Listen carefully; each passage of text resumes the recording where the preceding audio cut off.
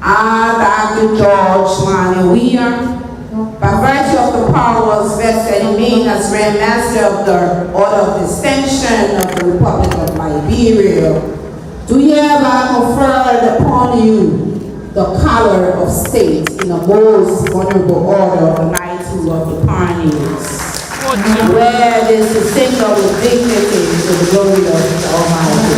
Accept my congratulations.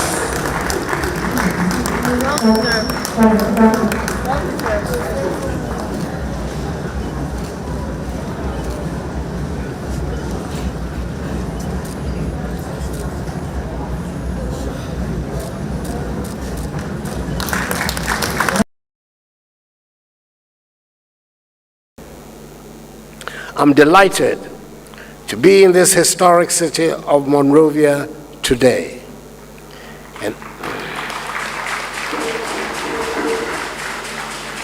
And happy to be the guest of the brotherly people of Liberia and of her president, my good friend, His Excellency George Oppong Weah.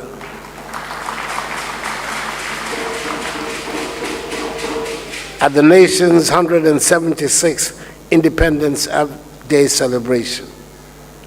My association with Liberia goes back to the very earliest days of my youth, as I went to the same prep school in England as several young Liberians who came to be prominent citizens of this country, like Hilary Dennis, Eddie Dunn, the late George Williams, and the late Harry Greaves.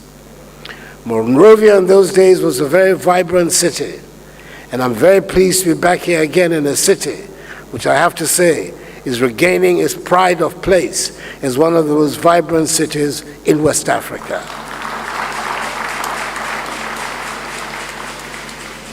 On behalf of the government and people of Ghana, on the occasion of Liberia's 176th Independence Day celebration, I congratulate warmly President George Weah, the government and people of Liberia on this momentous achievement.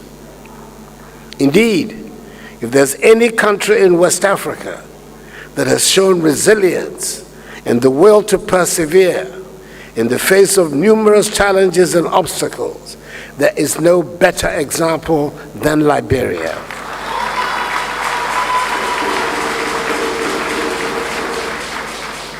And this is worthy of high commendation.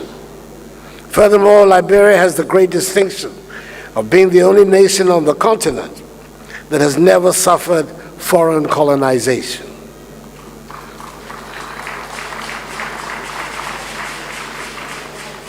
Ghana and I are deeply grateful for the award by President Weah of the honor of the Collar of State, which I would wear and treasure for the rest of my life. Thank you.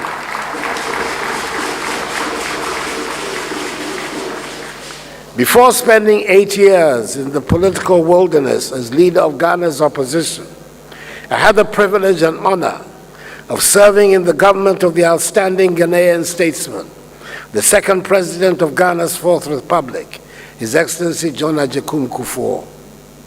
As Ghana's Minister for Foreign Affairs between 2003 and 2007, and on behalf of President Kufuor, who was in that period chairman of our regional body ECOWAS and of our continental body the African Union, I, as chairman of the Mediation and Security Councils of both the regional and continental bodies, was a leading participant in several efforts made at ensuring peace in Liberia.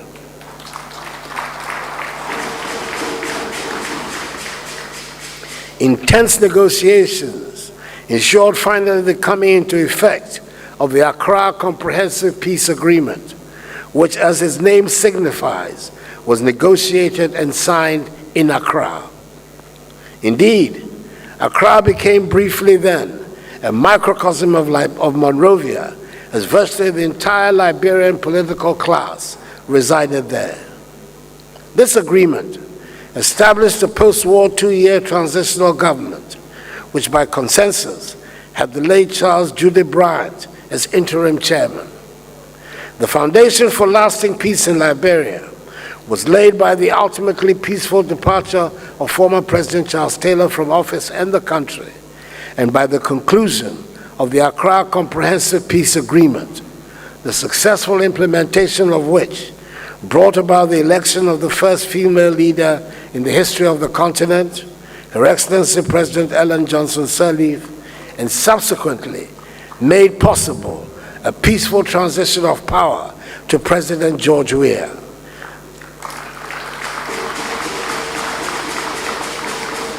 After 2 terms in office of President Ellen Johnson Sirleaf, it is appropriate that next month, the month of August, will commemorate the 20th anniversary of the signing of the Accra Comprehensive Peace Agreement.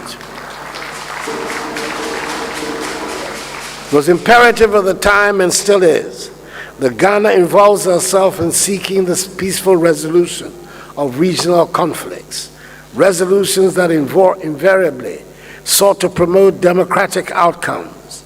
For we believe that the more Ghana gets involved in enhancing peace and democracy within our region, the more we guarantee ours at home. Ghanaian diplomacy was fully supported by Ghanaian arms, such was the national commitment to the peace and security of Liberia. Ghanaian troops formed an important part of the contingent that has helped to maintain the peace in post-conflict Liberia. These interventions represent positive chapters in Ghanaian history, hence my understandable feeling of pride. Excellencies, giving your people hope for a violence-free, fair, and transparent election, the theme for this celebration, imposes a sacred responsibility on each and every Liberian to contribute their quota to the construction of a happy and prosperous Liberia, in which all Liberians, particularly the youth, the women, and the vulnerable in society, will have equal opportunities to realize their potential and build lives of dignity. That is when the nation's independence will continue to be meaningful. Giving our people hope means you must always bear in mind the words of the oft-cited maxim, which says, and I quote, that which unites us is far greater than that which divides us, unquote. So whether you are Bassa, Gio, Jabo, Kwele, Kru, Vai, Mandingo, Mende, Congo,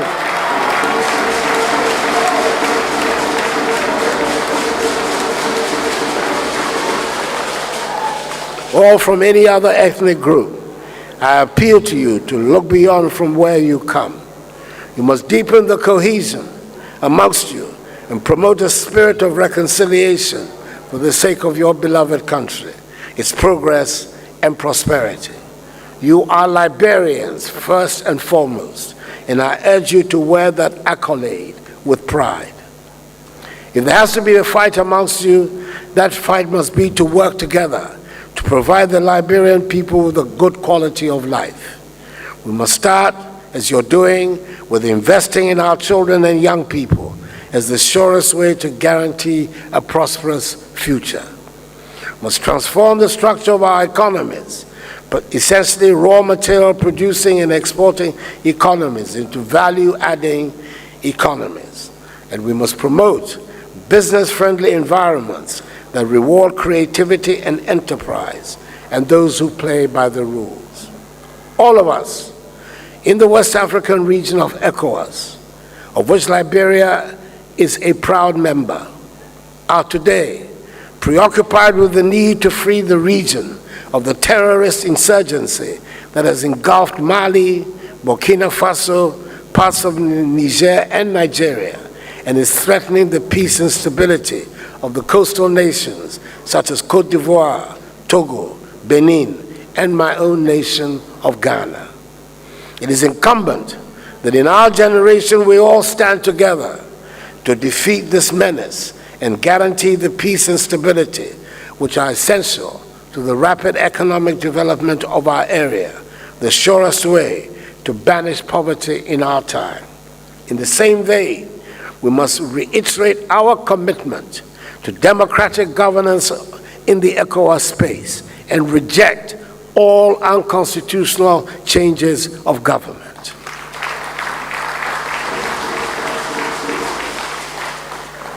Liberia, since the coming into force of the Accra Comprehensive Peace Agreement, has shown exemplary leadership in the organization of free, credible, and transparent elections. I am confident that the impending presidential and legislative elections due in October will follow in this noble tradition. And the peoples of ECOWAS, especially the peoples of Ghana, wish you well in this regard.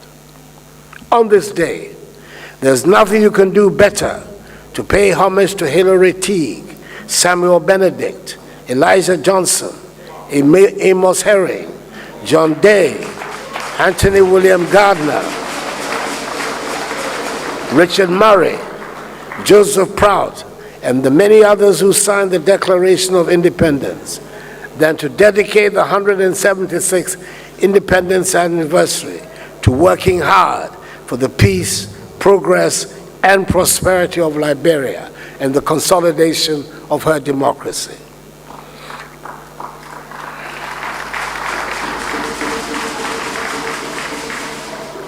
We do not have to look far back into history to see that a stable period of democratic constitutional governance coupled with intelligent management of the economy leads to prosperity.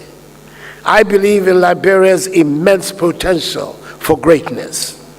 I believe that a stable democracy in Liberia can help unleash the energies of the dynamic people of Liberia to drive the transformation of the Lone Star of Africa. I wish you all a happy 176th anniversary and God's blessing. May God bless Liberia, Mother Africa, and us all.